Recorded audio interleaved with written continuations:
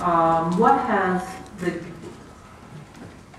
government specifically done to reduce the federal $13 trillion deficit?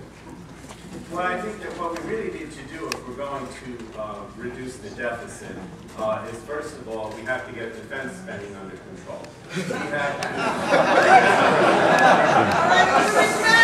We have to bring our troops home from Iraq and Afghanistan. We have to stop spending so much money on these overseas ventures. As you may know, I did not support the Iraq War. I think it's been a tremendous waste in terms of both money and also the many thousands of lives that have also given.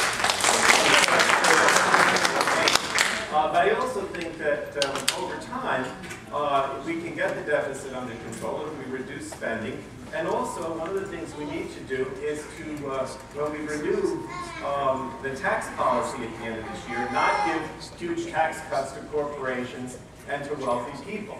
That will also help to reduce the deficit over the long run. It's a very important issue, and it can be addressed both by reducing spending as well as particularly with regard to defense and our overseas wars. Thank you. Ms. Little, a slight variant of a question for you. What will you do to reduce the deficit? Well, I will reduce government spending. We will reduce the size of federal government to the scope intended by the Founding Fathers as evidenced by the United States Constitution. There are 17 enumerated powers. Those departments and agencies that function within those enumerated powers will remain. Those that don't should be handled at the state or the local level by the states or the people. And that will be the first start. We also cannot deficit spend in government. We do not deficit spend at home. When the balance in the bank account is zero, we stop spending. We need to have more revenue before we can spend again.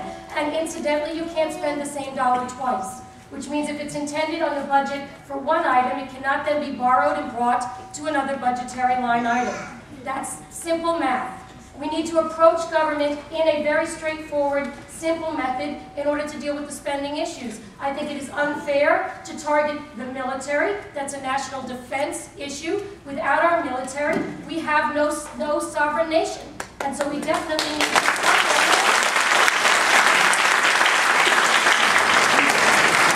in short, I will look at every line item in the budget. I have done this as a freeholder. We've looked at 5, 10, and 15% budget cut impacts at the county level, which resulted in 2008, after my 2 years service on the freeholder board, in a 0% tax increase. We are presently working on a similar scenario in the borough of Highlands, where I'm mayor, and I'll do that as a congresswoman.